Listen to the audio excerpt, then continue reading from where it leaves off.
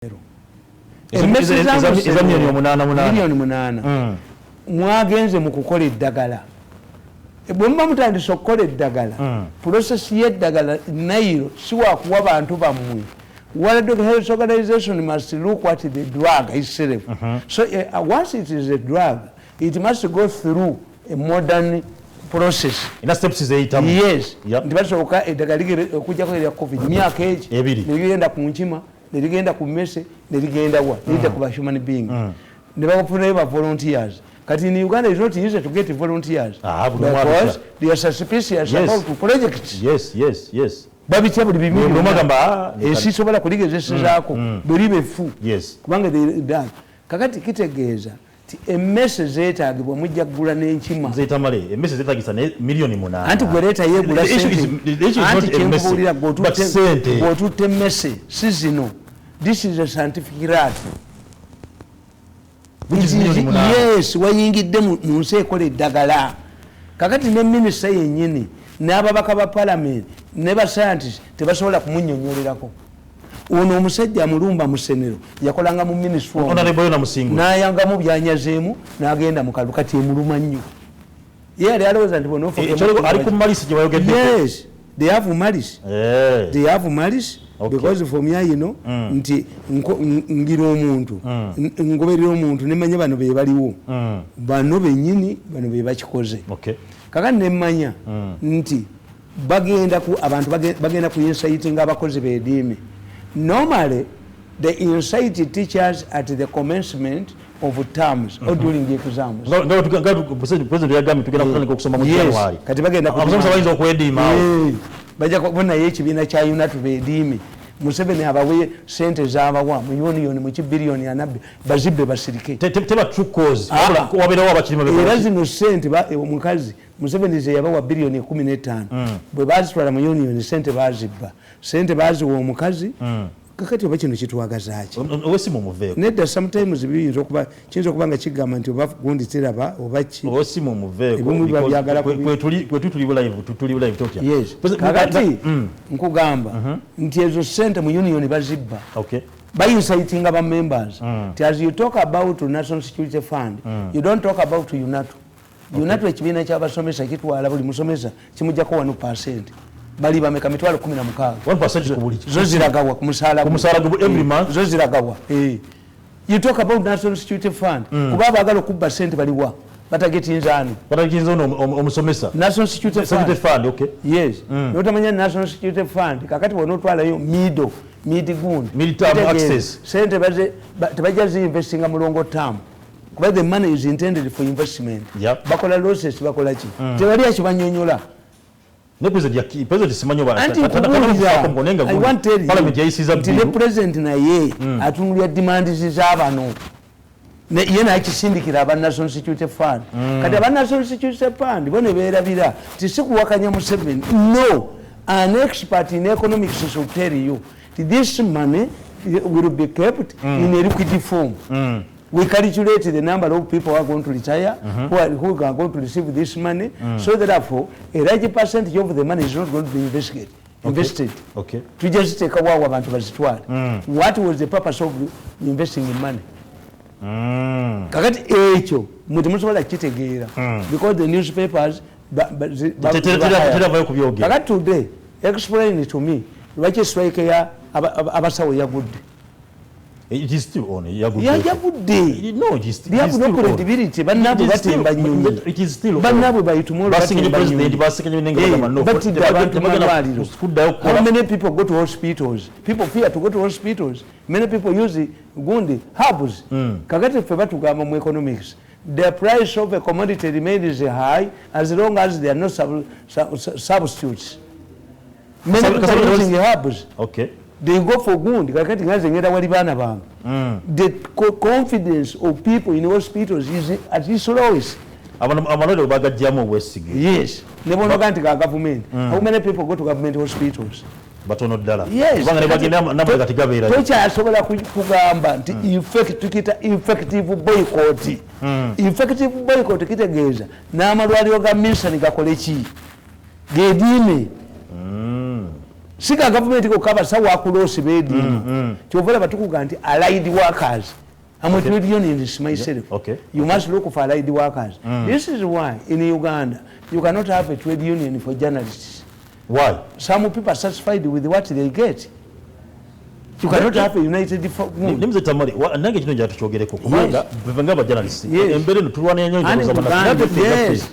journalism is a person simulimu just okay. Era abana mbagamba ti journalism anyuma nnyo alinga omukazi w'omukyala agenda ku mbaga mu Seraton amasanyazi gayinza omulemesa naga nti obudde tebunnaziba.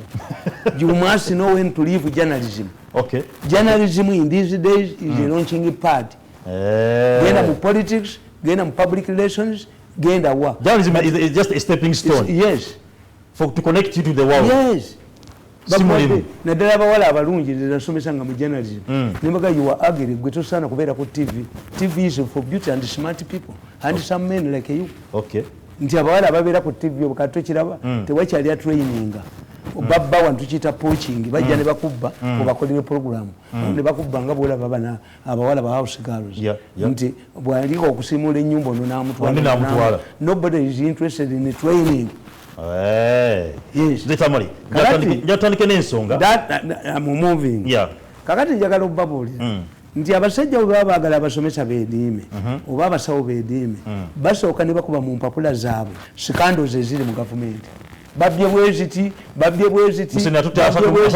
emmese yaguze sente bweziti nabaga nti mwine yajja wano nga bamwadde okulya UCB ng'akolera mu World Bank e New York n'aleeta kapa ye n'aweereza benzi n'egireeta peti kapa lowooza zezammwe zino eziri emmese kapa eno ne baveti abagikebera ne bweba egenda okufa mwembwa muzisuula lusaze. You must surrender. Kakati you must tell the people nti call it a scientific rat, not a normal rat. Not a normal rat.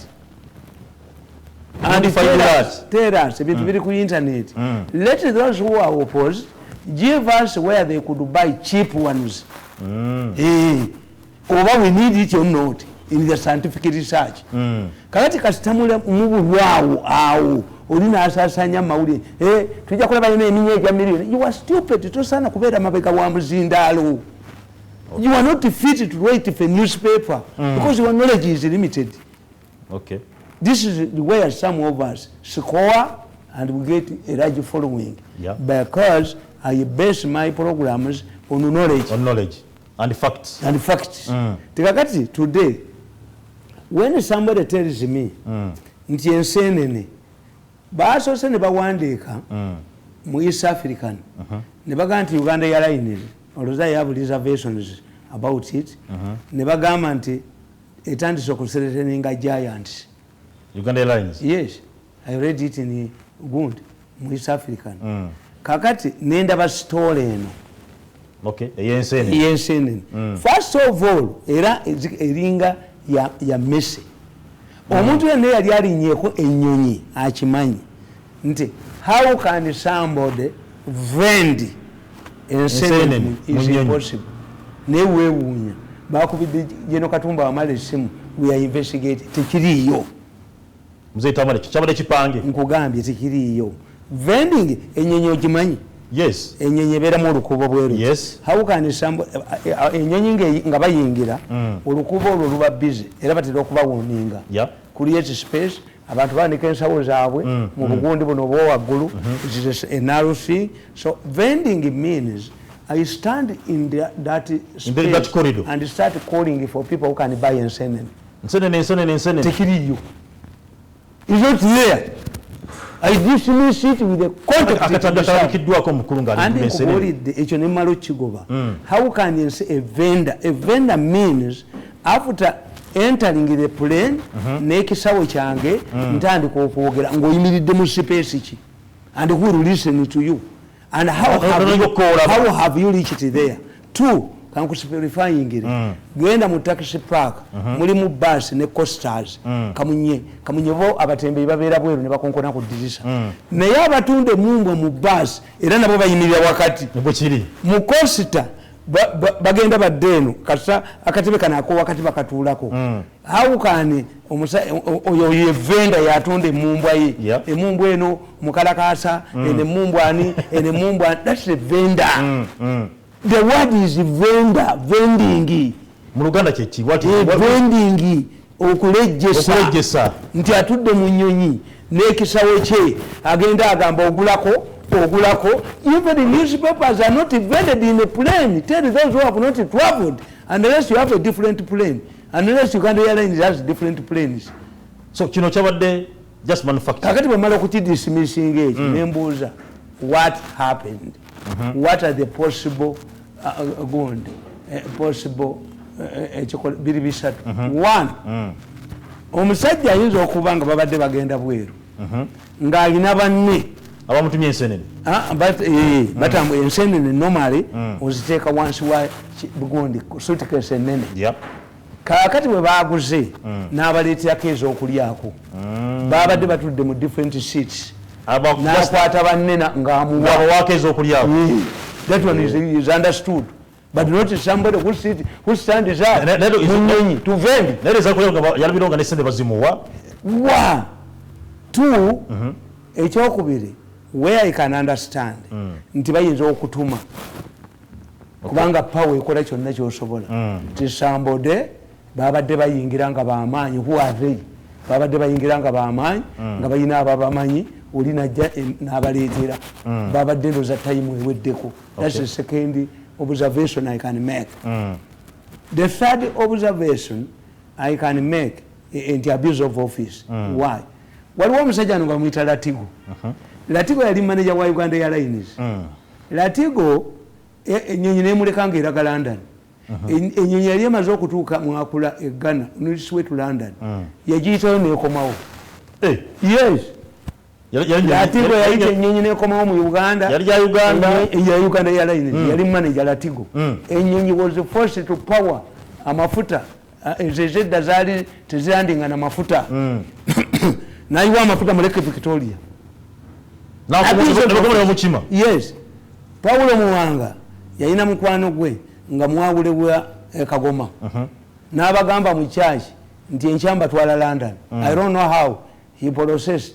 N'akubira yali High Commissioner wa Uganda e London. Taleka Aziz. Taleka Aziz yali Minister wa State for Foreign Affairs. Atenga High Commissioner wa Uganda e London. Muyindi. Ku mulembe gw'Obote. High Commissioner wa Uganda mu Buyindi yali musinga. Okay. Obote tried to bring the Indians back. Congress party back. But that's why they developed these hero bicycles. Esa fanaga za Museveni zitalabika. Zili hero zalabikanga. Zilabika. Zino bateka wago ne badduka. Kakati Muwanga bamubuulira nti ennyonyi ekoze eki. Ejjudde yasuubizizza omwawule ne mukazi w'okutwavulinga e London. What did he do? Muwanga came on the tarmac yali hoteli ye. Muwanga yajja ku tarmac n'ajjamu abazungu babiri. Eno ne balinnya. Yes. Naga toka yi mujimu abazungu babiri. Muwanga bali balina okugenda. So in our countries, abuse of office can be accepted. Okay. But even these people, we tukutegeera nti oli machiwa mu media, you also know how to handle scandals. How to handle scandals. Okay. I don't need to investigate. Mzee Tamale, enough of that story. Njala tuandike issue ya venye. Ati kakati nkubuulira nti bano kyebagezaako bagamba in spite of the fact that we have suffered bombings, the security at the airport is lax. Okay. They are chasing away passengers in Uganda Airlines. They are chasing away people. Yes. This is what the president yachogera. And that's what they do. You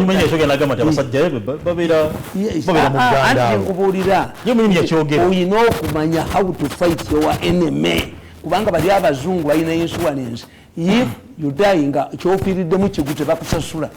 So this is not something that is simple. You can just sweep under the carpet. It requires a serious. It has a sabotage. It smells mafiaism.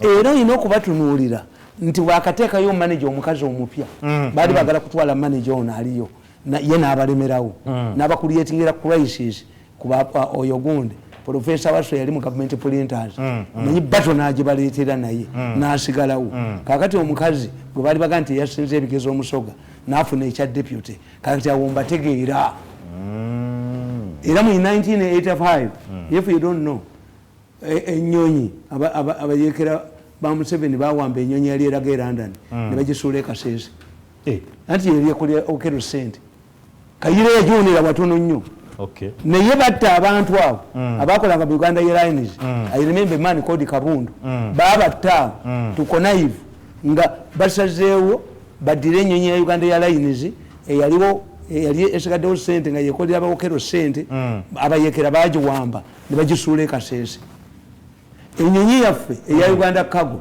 yagobya era obutamatira oyo waligo yali abadde prime minister mu government y'okero laba bwe bamulonda abeere chairman wa Cargo gundi simanyi Kagani company ennyonyi yaffe bagikwata etutte ebyokulwanyisa Yugoslavia against UN armed sanctions yego bago bali bakuba mu komera sente mukulu okima kimu bintu why don't you go home bamusiba waligo so scandals mu bintu bino nze I look at the background and I move cautiously and I can understand. I rang Yogere Gundi Supervision.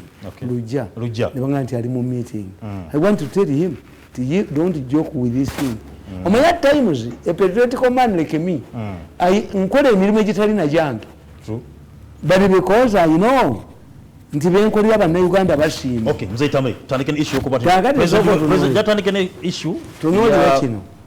Tunoli China ekirala ate. Kiriwa. Nantaba ekimukoza bino. Nantaba. Anga. Nantaba. You saw we are treating a human being. Ladies and gentlemen, learn that we are a product of a sexual act between our parents. We are not bought from supermarkets. We are not made by carpenters. A human being, omukazi bambonyabonyeza nnyo. Ne bamuleeta. Ne bamuwa omulimu gwa landis. Ne bamulumba nti yasoma.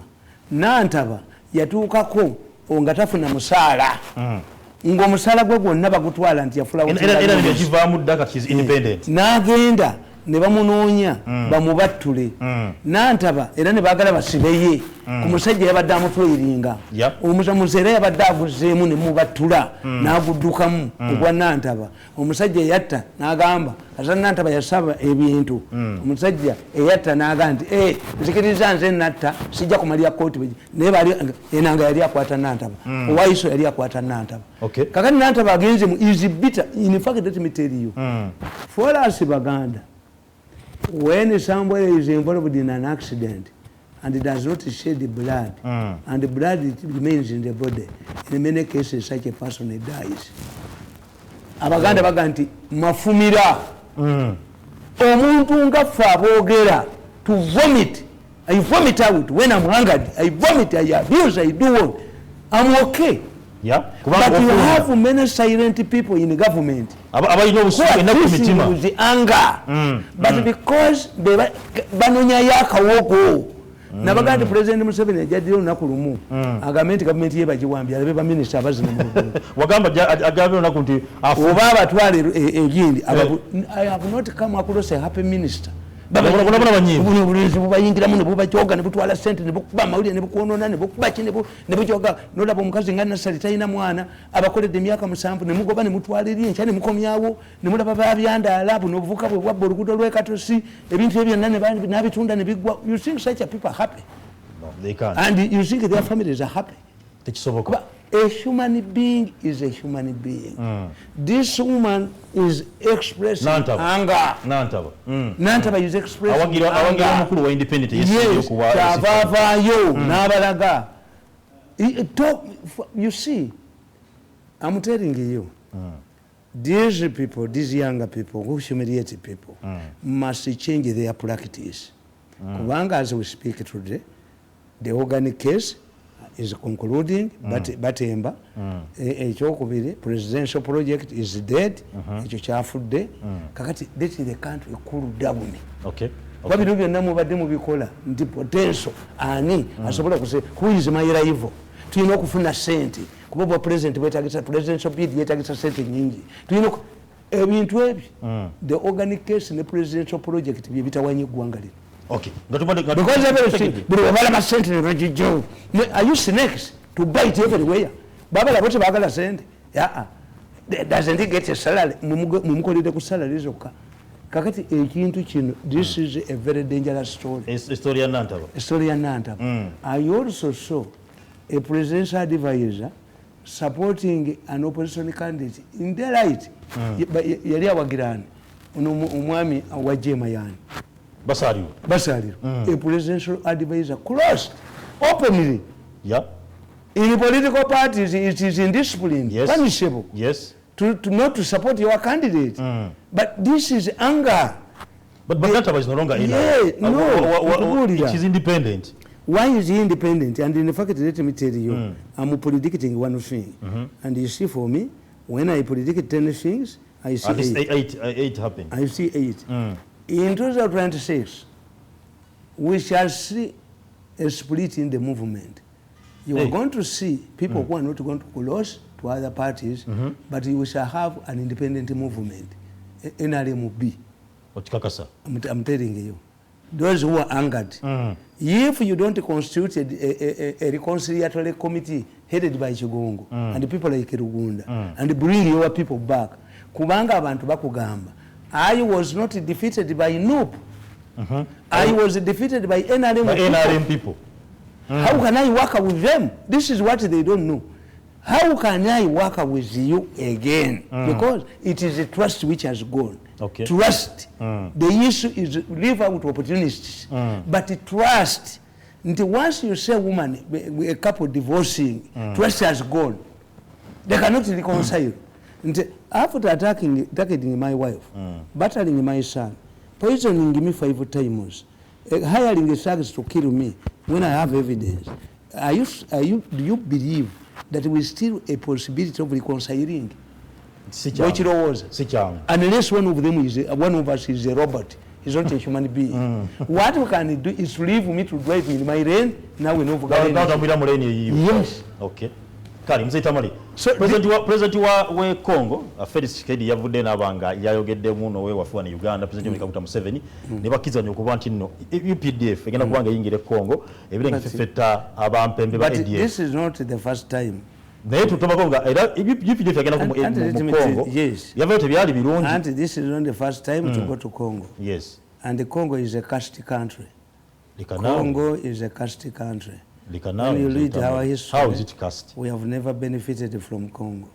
The 1966 crisis that resulted into the abolition of kingdoms had a connection with the Congo. Amasanga negolodi we Congo. Obote was ajiwe tiyali akolagana ne ba independent leaders okubatondera golodi bo bafudemu sente bagule arms. Yes. When Mutesa was freeing, he went through Congo and was captured by the same rebels. He was fighting not to get money. I don't know how he escaped. So Congo, we went back to Congo. Even many soldiers went to Congo when Mobutu was attacked, but was saved by Moroccan troops, paratroopers. So Congo is a caste country. Why? Once you see a Chifurukwan in the village, you move very cautiously. Why? Thieves are there, snakes are there. So when you are moving into a Chifurukwa, you must first analyze. Congo is in the new.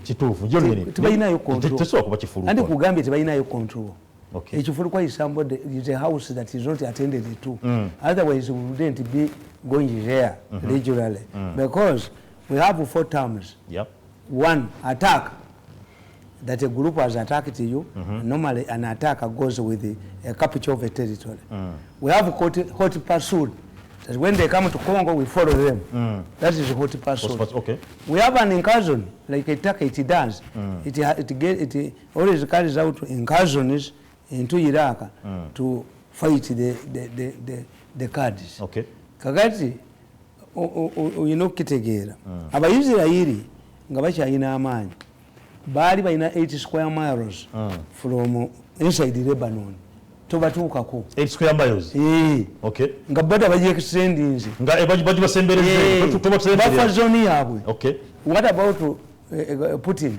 Putin teyalumba gundi eno Ukraine najijako ekitundu temunumbira ku nsalo yange kakati Uganda if it has the capacity it can do this but given the political situation in Congo, because when you look at politically who has the powers in Congo? The ruling government, the ruling, not the Belgians. Hey. Why was this Italian ambassador killed in those areas? NATO wanted to establish a base there. Okay. They are quoting the Kenyans to be deployed there. So there are a lot of interest in Congo. But for me, I trust the president.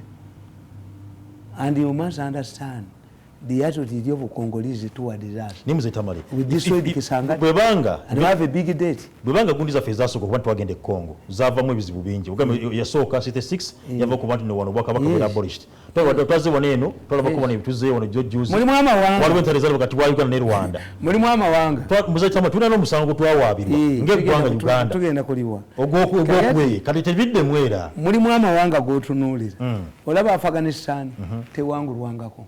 Yakuba abangereza nekuba amajega Soviet Union emitwalo 15 n'Abamerika bajiddusemu Afghanistan tewangulwangako yalema they allow you to be sacked then they deal with you mpola ngoni no chiddukamu the Americans have stayed there for 20 years I don't know how many the Russians stayed there and it's one of the causes of the collapse of the Soviet Union. Okay.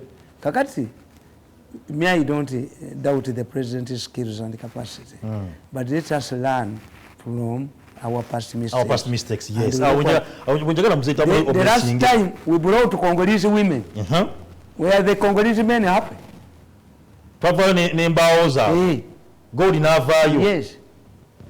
And we must learn from mistakes because what solution do we have? The solution is to occupy those areas. For how long? But occupation has been preceded by trying to develop that area. Mzee walogama Wesika president kitufu na president mwesiga kuba yatukulembera ifonte novona naye waliwo enso enatu emuzogugujizwawo nga ejira fe buligende bweru waliwo mwo sikandi zijira kutula na bishobade Somalia ne sadaka yagenda yo abasajja ne bagirema sadaka Tanzania yina baina y'abajansi 7 n'abaki ne babateya baba ADF era gundi yo Magufuli terere yawere empapula za mawulire kulaganga mirambo gikomyewo. Because you see, as I said, in Techifurukwa, you don't know forces. And that's the mabega. Mulimu forces in one of the Cambos is that who is in control? Who is in control? So what was that? Manga gonaka bera never strategist. Uyizo kusanganga neko sairo neighbor. Nenga yo emissaries. Never bera wakatirawo. Tano mugenda mbaganira olutala bukafungula ate. Tudebe gano mukama neighbor ya twatuzi ngati tuina bitendeka bantara hamwe. Baliye yate fitu bakola ki. So ebintu ebichi binebena. Ani kubodi anti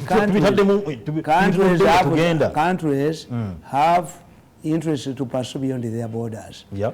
But now the Congolese have accepted we cannot control that area.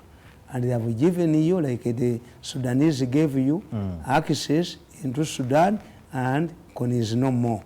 Did the Mohoses soldiers still in Garamba?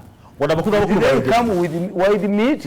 So it depends on the commander. What I'm going to get them say Tamale. Congo government is when is all the parliament, Senate yawe, then you have command Yamaji, so minus of Kiriza. Yes, we have taken against Kubanti Yingira over minus of Kiriza. Until democratic country is not easy to deal with. Congo's because they are structures. Yes. Balonda. Bakolachi. What was Senate ya Kabira? Talking about democracy. America bagamba tuna democracy. Wana Uganda. No, chera. Nemisho za bizimba abantu bazitugobamo. Echana chomba denchera bindi. Ti media yamwe emanye ebintu before.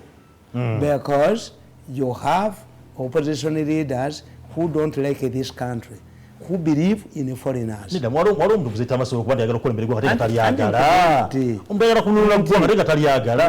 When Bobby Wine heard, because they get information, prior information. Bobby Wine yategera.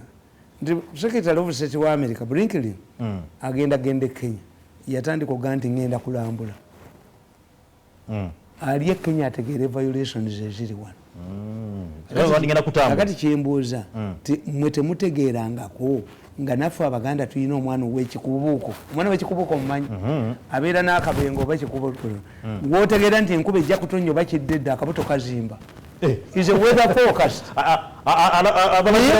mu intelligence yammwe ebeera ludda wa abasajja abantu bemaze okutegeera nti whenever they hear that Uganda is hosting a conference Besigye yawakanya ne Commonwealth Besigye n'alumba ne interparliamentary group ababaka 10,000 Kadaga be yaleeta wano Besigye n'amobilizing abantu yali Kenya President Nagan no cannot allow a Ugandan to stay outside because there is a function here. Yes. Besigye bamukiriza je yalemera kubayita ababiri.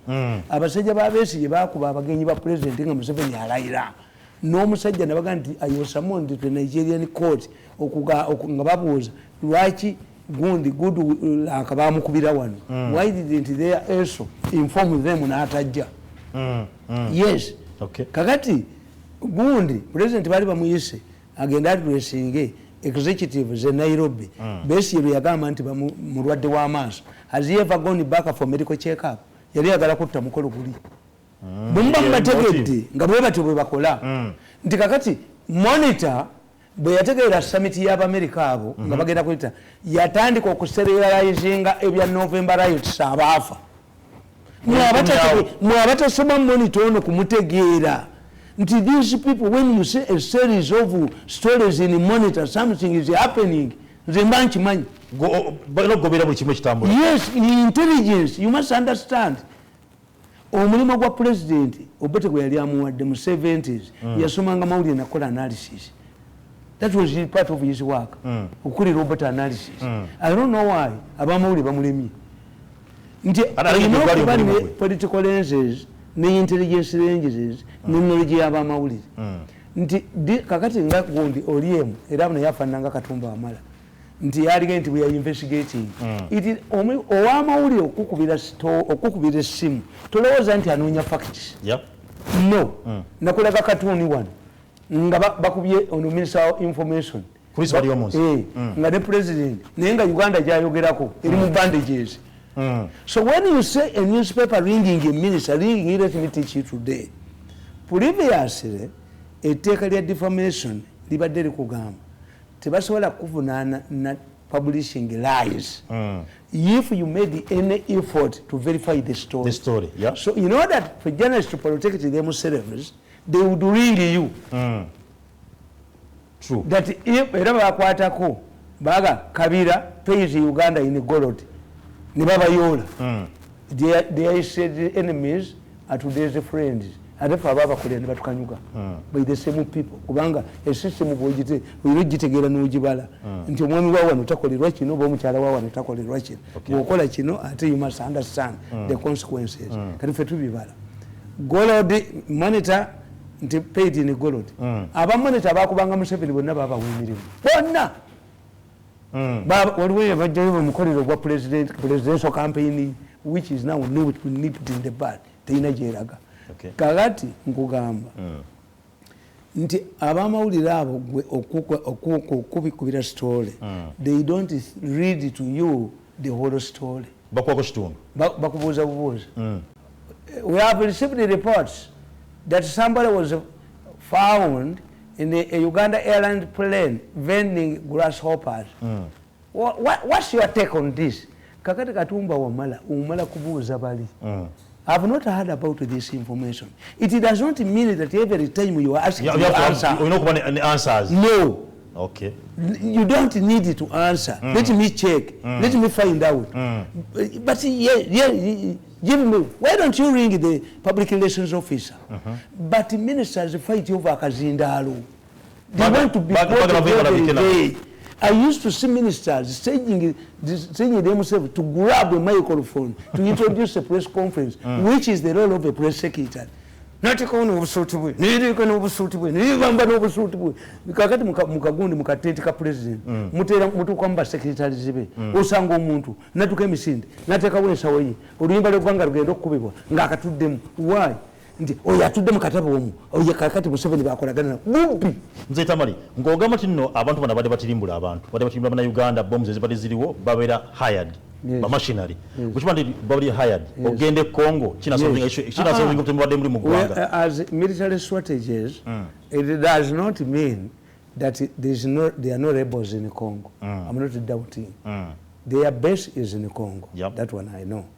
2, you can learn that kakatula abayisirayiri n'abasiriya olowooza abayisirayiri bayinza kuza Uganda ne Haiti. The military is strategic. What if you don't move into Congo, which you have found out that is a Chifurukwa, if your enemy occupies it before you do it? So militarily, occupying that area is okay. Is okay. I'm not against it. But I'm also looking at the impact of ADF in our domestic issues. That's where Israel is exaggerated. ADF is under, not ADF only. Rebels, bad people, thrive in a situation where the corruption, bad as I've said, nti nebona obo oyagala otya omusajja twebuuza nti ku CPS kwaliko abasirikale kuba be bakwata bano ye Kitate bamukwata bamutwala mu kooti y'amagye naye ate bano abatezi ba bbomu bali ku poliisi kakati kye tubuuza mwali naabe mutereseewo ku poliisi ku CPS bwebabanga beebo nga ono yategulula bbomu yali tagimanyi bamutega ntege ku remote